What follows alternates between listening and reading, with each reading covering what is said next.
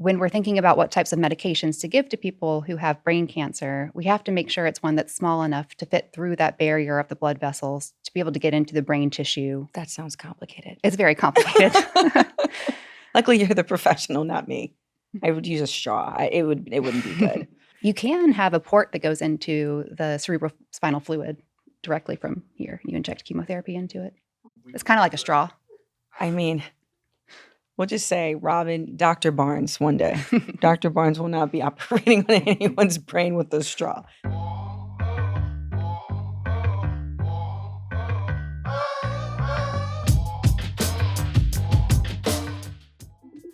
November 25th, 1884. At the Epileptic Hospital in London, Sir Rickman Godley performed his first documented surgery to remove a brain tumor on a 25-year-old farmer. Mid-20th century. The use of chemotherapy, initially inspired by the effects of mustard gas on white blood cells during World War II, began to be explored for treating various cancers, including brain tumors. 1971. The introduction of contrast-enhanced computed tomography, or CT, allowed for more accurate anatomical localization of brain tumors. 1984. The establishment of specialized neuro-oncology centers and professional organizations marked a shift towards multi-disciplinary approaches to brain tumor management. 2005.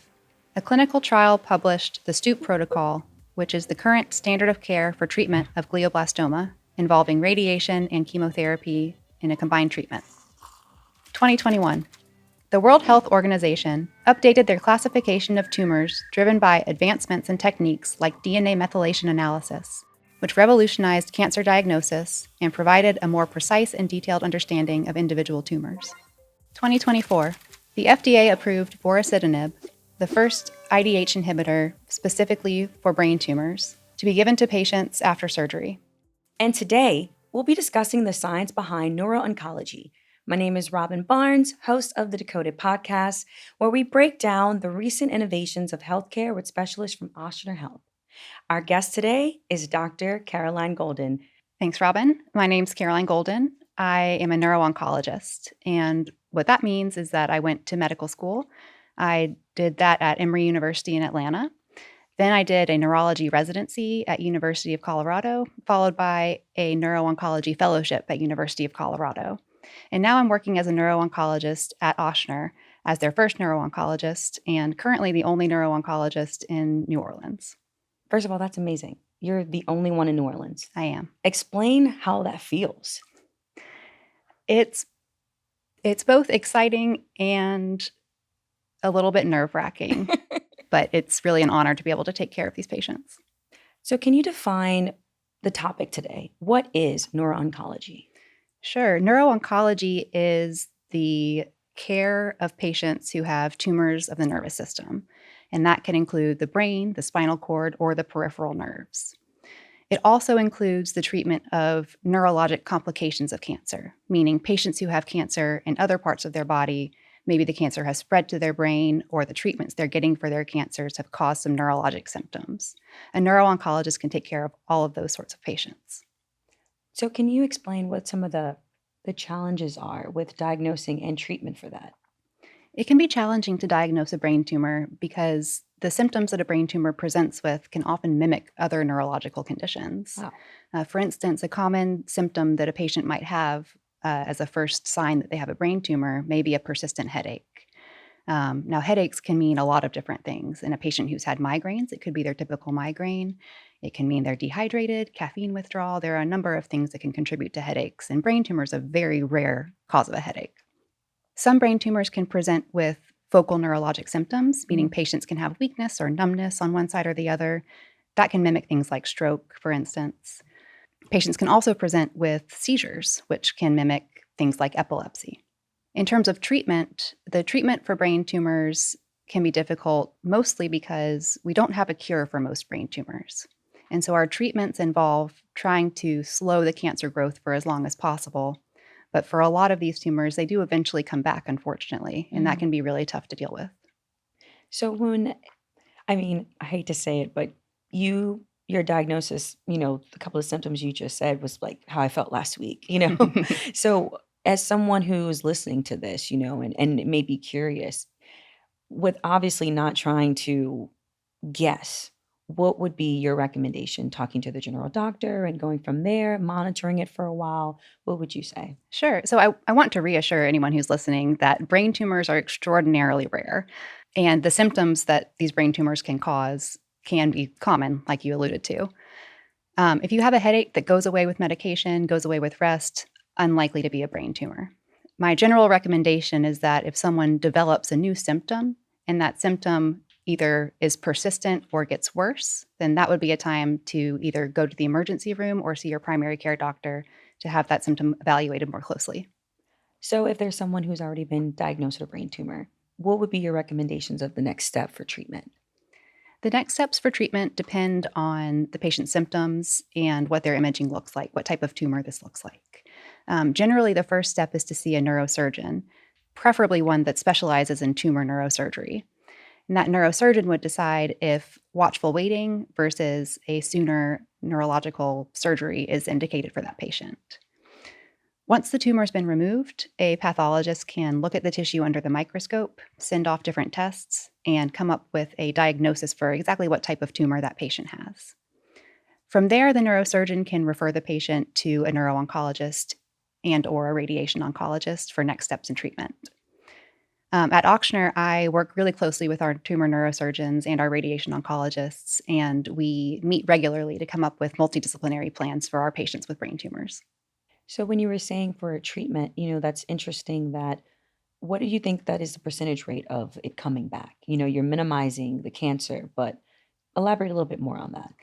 It depends on the type of cancer. There are a lot of different types of cancer that a neuro-oncologist treats.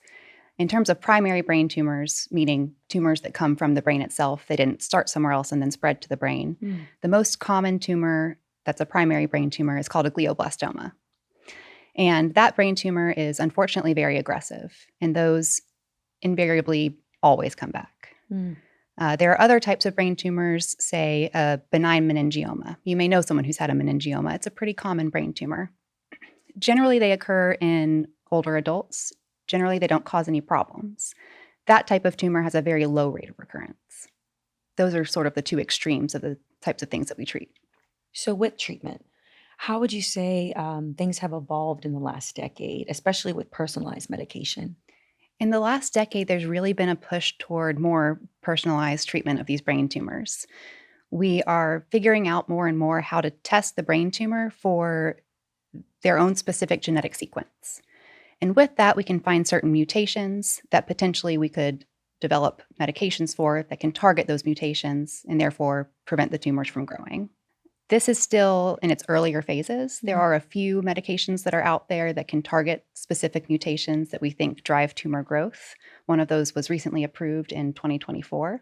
Other types of mutations are still being looked into and seeing if there are different sort of medications that we can create for these and have them approved for the general public. I find this so fascinating. I am curious.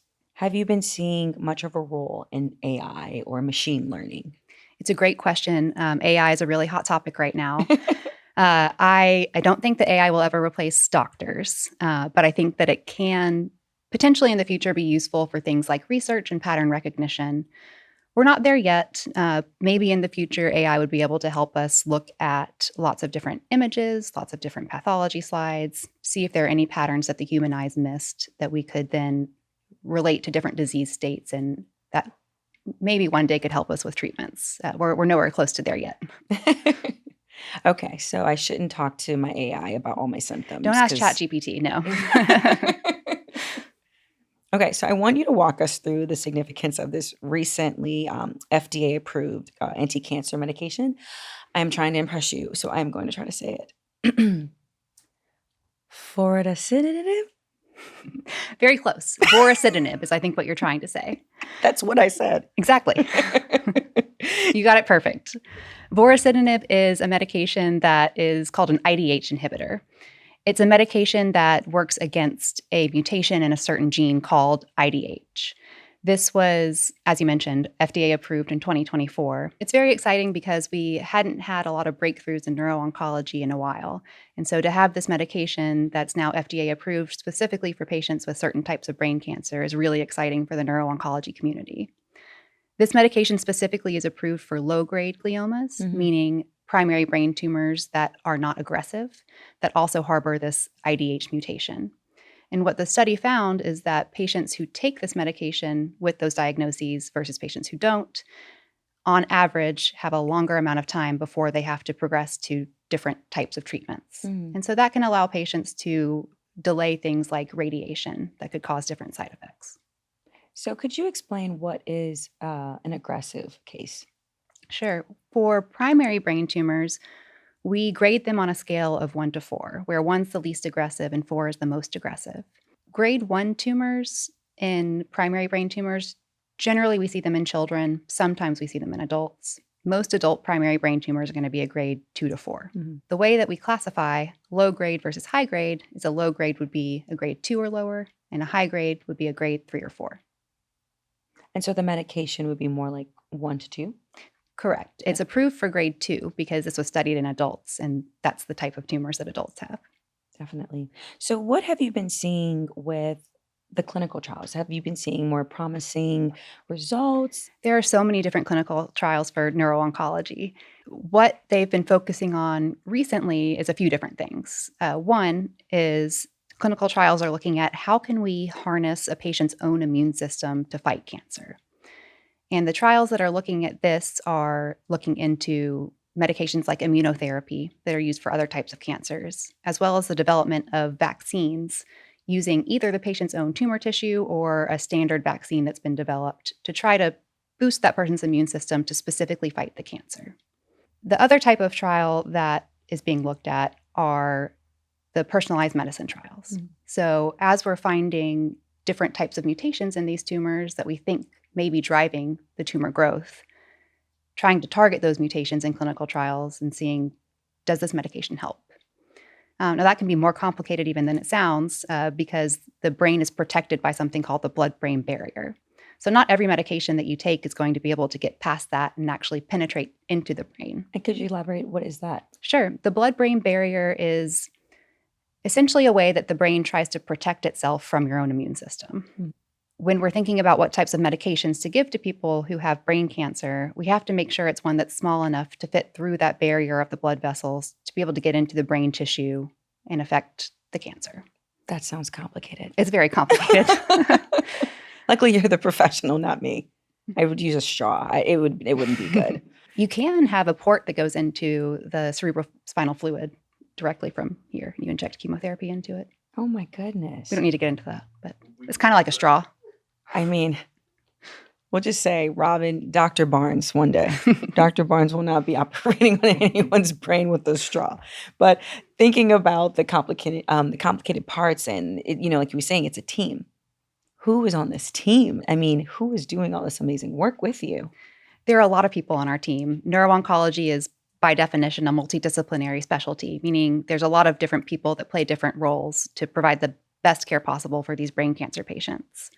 I work really closely with neurosurgeons, specifically tumor neurosurgeons, who are trained to remove as much of the tumor as is safely possible. I work with radiation oncologists who plan the radiation treatment as well as give that treatment to patients. I work with neuroradiologists who are radiologists that specialize in neuroimaging, and they are very helpful in looking at patients' imaging and helping us monitor, is the tumor growing? Is it responding to medications? I bother them almost every day. We also work really closely with neuropathology, and that's a pathologist who specializes specifically in looking at brain tissue under the microscope. And they can help us a lot with, what is the diagnosis after this patient's had surgery? What does this tissue look like under the microscope? What types of genetic mutations are present? And how does that all fit together to give the patient a specific diagnosis of what type of cancer they have? Wow.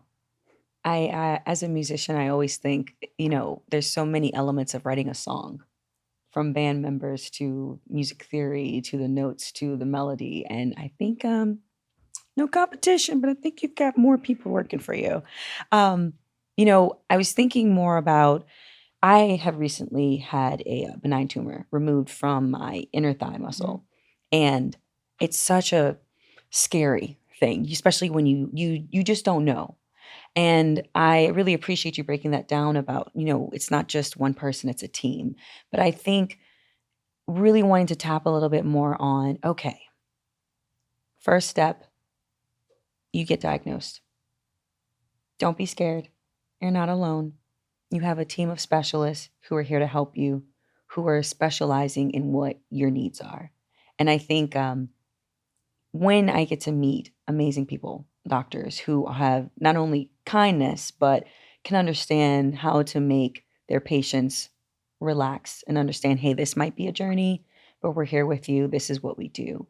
Can you elaborate on the importance of making sure when you're going down this journey, the people who are the specialists?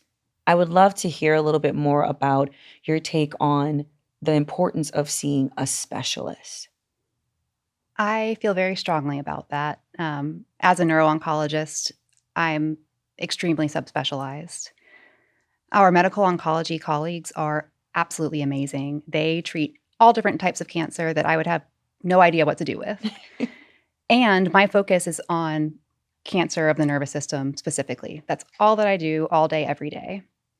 I think that any patient who has a neurological cancer would really benefit from at least one consultation with a specialist, with a neuro-oncologist.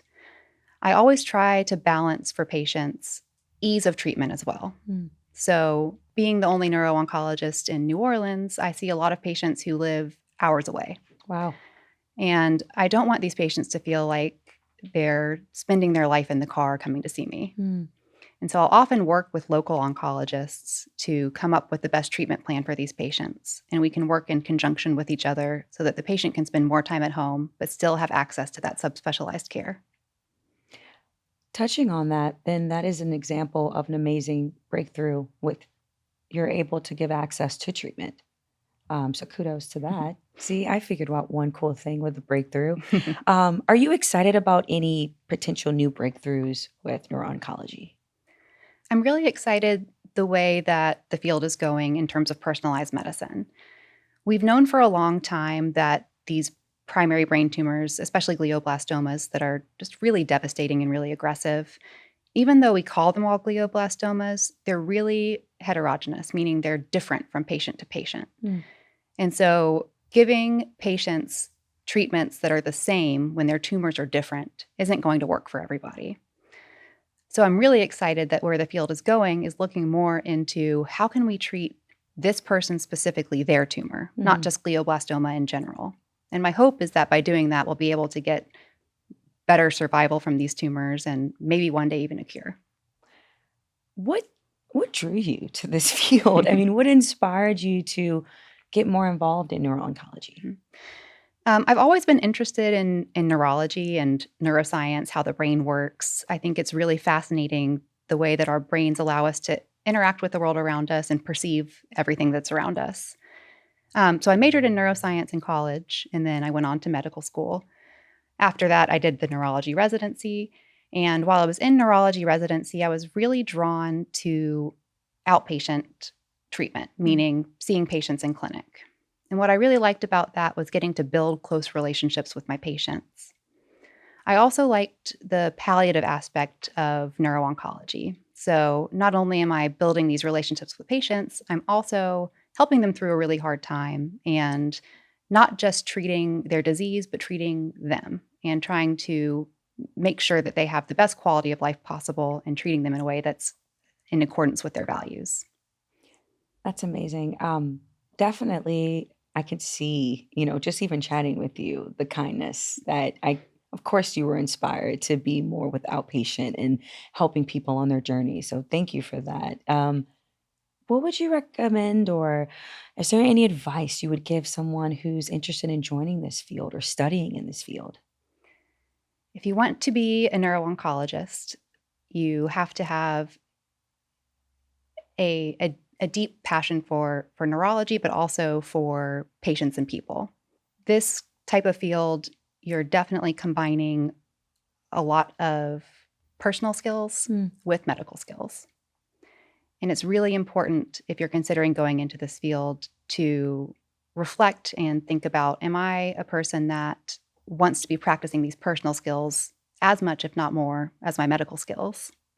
Neuro-oncology can also be a really sad career because a lot of my patients unfortunately die from their illness. And so for someone who's considering going into this field, I think a lot of self-reflection for what's my plan for how to handle this? Am I somebody that can deal with that while I'm helping these patients is really important for longevity of a career. I mean, to be able to be so transparent about that, this is, I wouldn't have expected for our conversation to be about basically, you should be prepared to be a people person as far as neuro-oncology. But I think that's amazing advice. I think, being able to understand the reality. I mean, of course, in your field, that is something that you have to recognize every day. But the way that you're able to honestly translate the beauty of the relationship and helping people along that journey, I think it's fantastic. Yeah, thank you. I try to frame it to myself as these patients are going to be going through something hard, whether I'm doing this or not.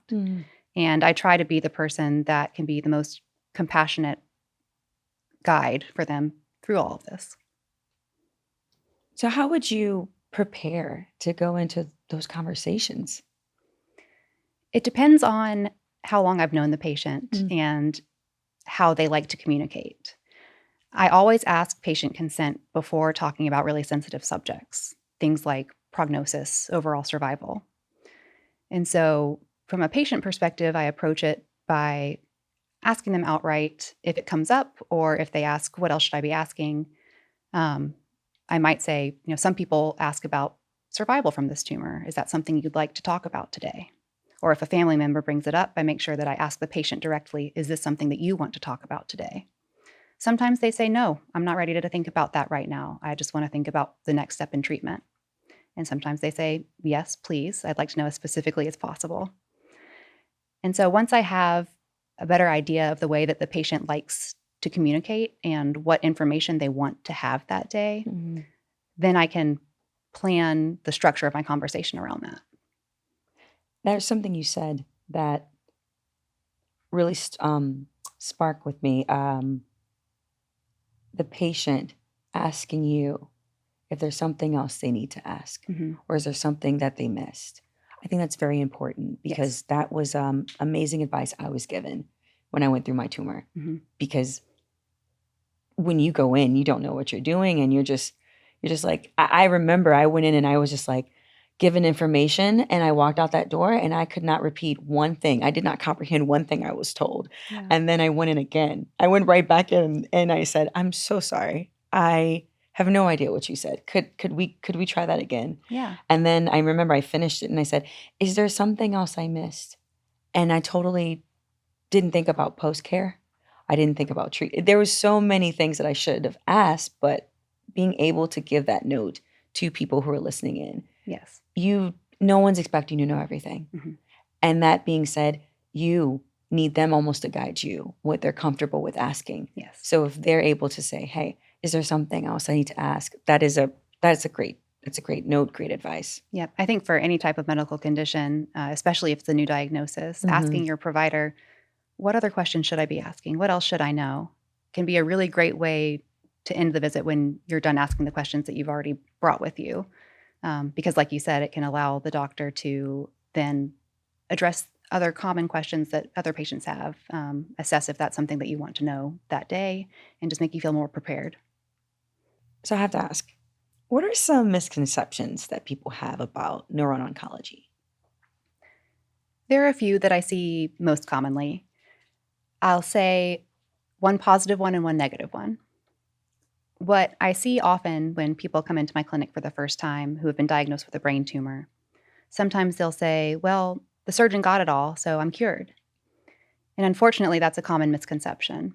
With these types of brain tumors, even if the surgeon takes out everything we can see on the MRI, we know that there's still microscopic tumor cells left behind, and there's more treatment that's necessary, and that even with that treatment, this tumor is still likely to come back. So a surgery alone does not cure the most common primary brain tumors. On a positive note, When I start talking about cancer treatment, a common misconception is that people are going to feel terrible. They've seen friends and loved ones go through cancer treatment for different types of cancer. They've seen them lose weight, lose their hair, throw up, and they worry that that's what treatment for their cancer is going to look like. But thankfully, treatment for brain tumors tends to be pretty well tolerated. The main treatment that we use does not cause hair loss, causes some mild nausea, and most people don't lose weight on it. In fact, Does it affect does it affect who you are? Does it affect anything like cognitively? no, it doesn't. Radiation is one part of treatment, and long term, that can affect cognition. However, the radiation oncologists are always very careful to try to avoid areas that control memory in the brain. People can get what they refer to colloquially as chemo brain, where they might feel a little bit foggier while they're on treatment. In terms of brain cancer treatment, I don't see that as much, and it tends to be only when the patient is on treatment and maybe feeling a bit more sluggish. So I think it might be more related to things like fatigue and your body just going through a lot rather than a permanent damage from the treatment. I've got a hard one for you. So, what do you recommend the patient's family going through this journey with them? My main recommendation for a caregiver of a patient with a brain tumor is to make sure that they take care of themselves. They're spending a lot of time and energy taking care of their loved one, which is fantastic. But you can't keep taking care of your loved one if you don't take care of yourself. And so I encourage a lot of my caregivers to seek things like therapy, support groups, have friends that they can talk to about what's going on and what they're going through, because doing that will make them ultimately a better caregiver while taking care of themselves and keeping them healthy on this journey. Is there anything else you would like to mention, talk about? Is there anything I forgot? I don't think so. I think we went over a pretty comprehensive overview of neuro-oncology and what I do kind of day to day. I mean, I definitely know much more than I did before. And I love that what I know most is it's about the people and it's about their journey. Absolutely. Obviously, all the cool science and big words that I'll learn later. But, thank you for sharing your story and thank you for being a part of just understanding that this is what the people need to know. We need to decode it so regular patients can understand and can go in with the questions and can go in with expectations, or at least understanding there's more than just listening to the doctor and walking out the door and forgetting everything. Exactly. So thank you so much for your time, Dr. Goldin. We really appreciate you coming. Yeah, thanks so much for having me.